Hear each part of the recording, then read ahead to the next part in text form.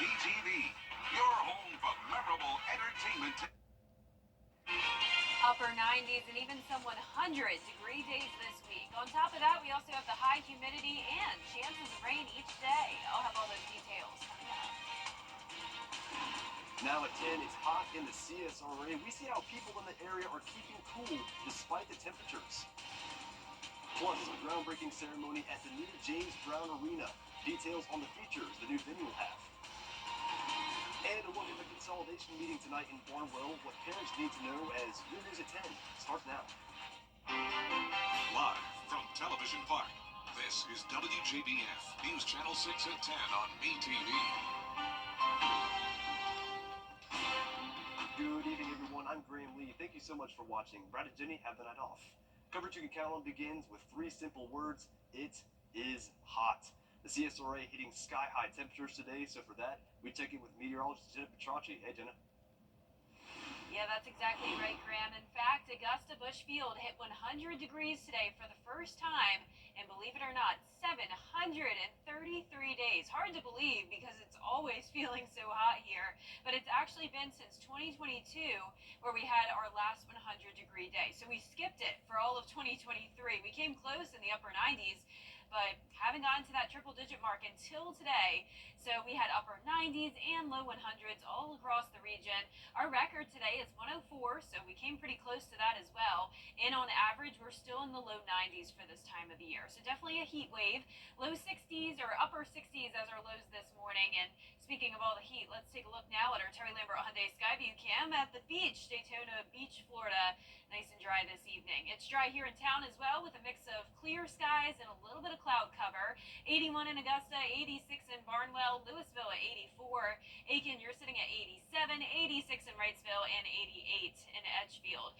The heat index is still a factor even at the 10 o'clock hour, feeling like 93 in Barnwell, 90 in Bamberg, and 95 in Allendale and Sylvania. And that is due to some very high dew points in those counties. 77 as your dew point in Allendale. And that is a big difference compared to what it is just out towards the west, Wrightsville with the dew point of 56.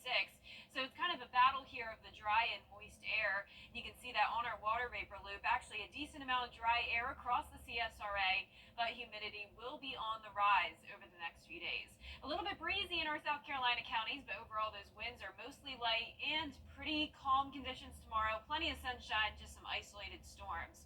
Coming up, I'll have more details on our rain chances and the heat this week, but for now, back to you, Graham. Thank you, Jenna. And with the hot temperatures, many in the CSRA are finding different ways to keep themselves cool. I went to one of our local parks to see how some are handling the heat. Here at Riverview Park, they're playing on the playground and getting soaked on the splash pad. But you don't need to tell them what they already know. It's hot out here. Hot. Hot. Real hot. It's been hot all day. The kids are more concerned about having a good time, and some parents joining in, saying a little fun in the water is just what they needed. This park helps, I came here really hot, and now I'm feeling a little cool.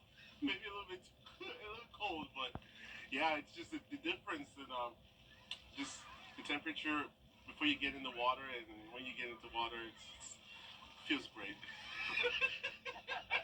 Our Viper 6 alert team expects temperatures to stay in the mid to upper 90s for the rest of the week. That's why others say they're finding more ways to beat the heat while still having a blast. Well, obviously, just getting in the water and, of course, trying to stay hydrated as well. But, just getting out here and staying in the shade when we need to, and then just playing in the water, having fun. It is very important to get out and have a good time with the kids, even when it's hot. And so when it's hot, probably wise to find somewhere with water. Perfect time of the year for it. You can find tips on how to stay safe in the summer heat on our website, WJBF.com. We'll stay with us. Graduation day at Richmond County Correctional Institute. How some inmates have celebrated their accomplishments. And the heat continues, upper 90s and even some 100-degree days. And with that, the heat index is even hotter, going up to possibly 110, along with some rain chances each day. I'll have all those details after the break.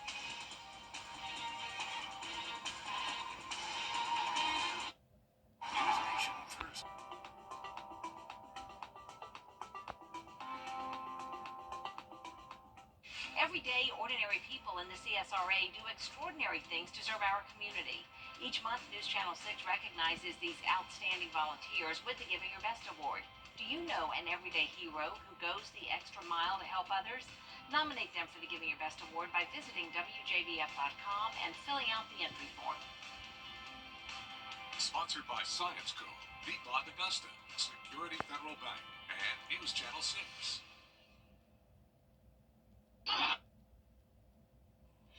Now, your most accurate forecast with WJBF Live Viper 6.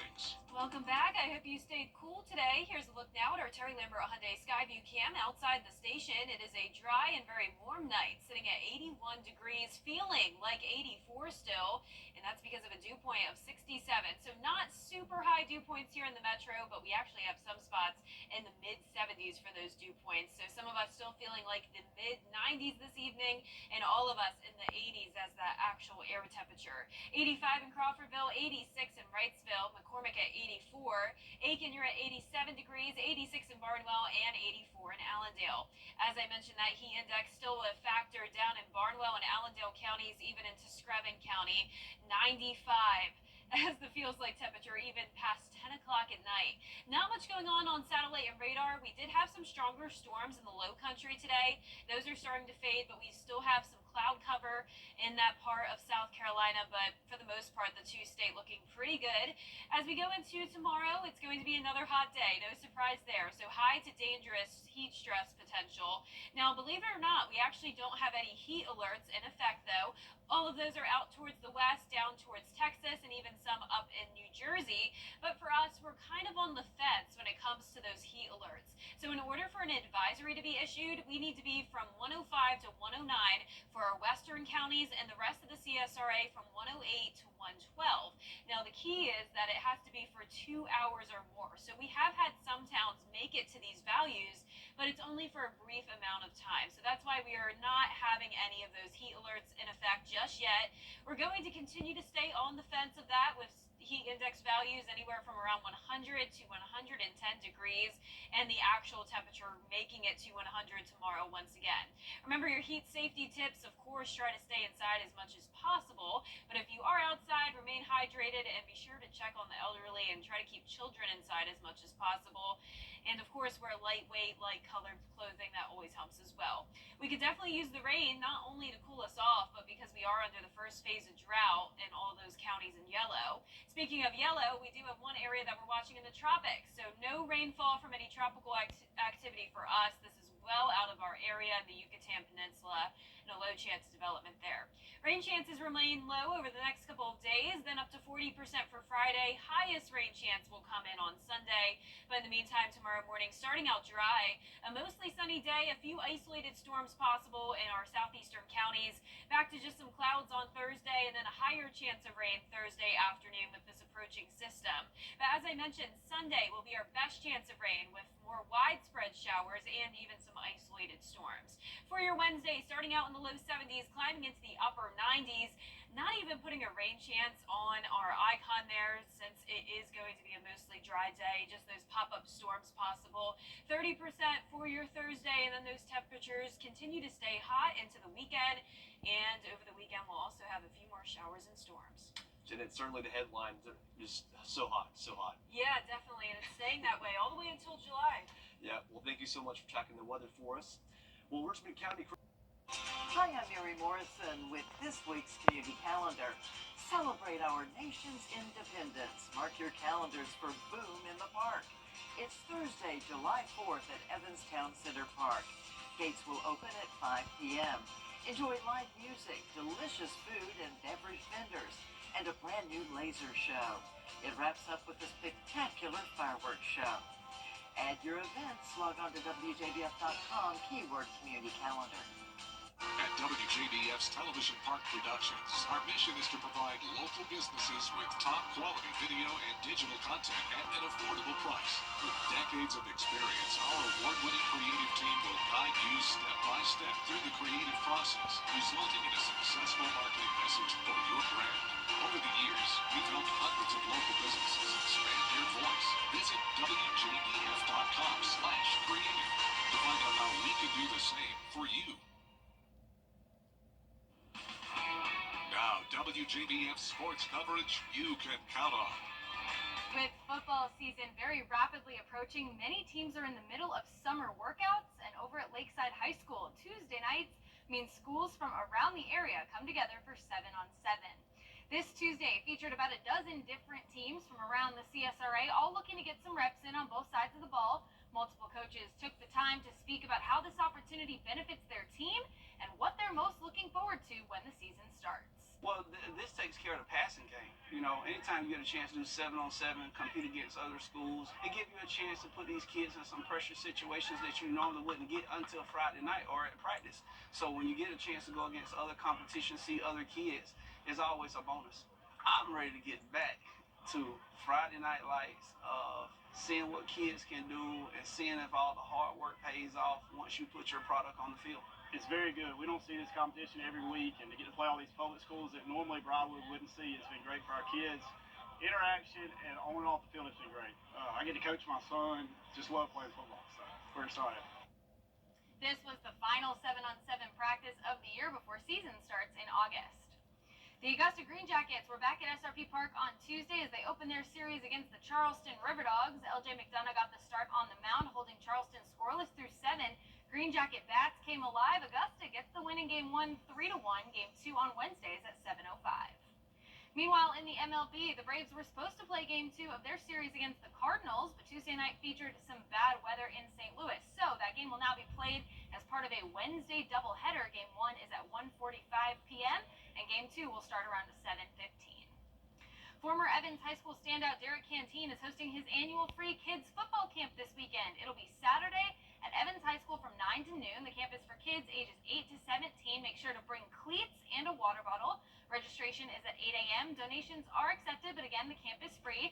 Canteen was an all-CSRA defensive back who started his college career at Georgia Southern, then went to Virginia Tech, and is now heading to Cincinnati for his final college season. This is his third year hosting a football camp for kids. Should be so much fun. And finally, congratulations to the Aiken 8-Under girls softball team for their run to the state championship game over the weekend. The girls played their way out of the losers bracket to earn a spot in the championship, where despite racking up 20 hits, they did fall to Westcott 14-13. These girls played 3 days of tournament, including 4 games on Sunday. Very well done. That does it for sports. I was a quarterback at 365, only on News Channel 6. And last but not least tonight, the Quilt of Valor team in St. Louis, Missouri is honoring veterans today. They're handing out quilts to 8 members of the armed services. James Atherley has the story.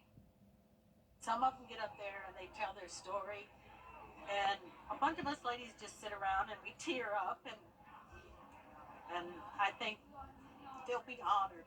You can hear the emotion in her voice. These quilts being stitched are a gift. They are thank yous to the 7 men and 1 woman who served their country. It's such a pleasure to be able to give them the tiniest little thank you, which this seems to me to be. It means it's from our heart to your heart, with no strings attached, no political strings or anything. So it's just our way of saying thank you for your service. Up at the crack of dawn, these ladies are making quilts of valor, funded by the O'Fallon Knights of Columbus Ladies Auxiliary. Very lucky to get all this. Retired U.S. Navy Lieutenant Lonnie Willis Sr. shared his medals he earned to tell his war story. He shared pictures of his younger days at the U.S. Naval Training Academy. Tell me, are you in need of a quilt? Yes. It's a nice gesture. All these ladies going through all that work. I really appreciate it. Jane Yeager, co-founder of Quilts of Valor, enthused at the sight of over 80 women who came to stitch for veterans. We couldn't do it without good people. We had so many people volunteered and helped us when we first started. There was 23 of us, and look how it's growing. The special thank you going out to members of the Army, Marines, and Navy. The group is always looking for more quilters. The organization has given away 3,400 quilts since 2005. Wow, those are so beautiful. They're also very hard to make. I'm watching them stitch. I'm like, I couldn't do that. Also, I love any story to do with veterans. Yeah. It's just so cool. Nobody more deserving. Very special. And I really wish I knew how to do that. I don't know how to do anything. in Can't that sew, realm. can't knit. Nope. No skills. Not skilled in that department. Maybe one day. Maybe But one I day. am skilled in this heat. The Mhm. temperatures are staying high all the way over the next 10 days. We are going to stay up to 100 degrees tomorrow, mostly sunny, and also a 20% chance of some pop-up showers and storms. Rain chances go up to 30% Thursday, 40% Friday, and then finally a 50% chance of rain on Sunday. So it looks like that'll be our best chance of some rain. Won't cool us down much though, still in those upper 90s. Heat index well over 100, lows in the low 70s. And next week you could say will be a tad bit cooler, but still mid-90s. Goodness. Well, that's the headline, isn't it, Jenna? It is hot. Yep. Well, your news continues at the top of the hour on WJBF News Channel 6 at 11. Hope it's yours is next.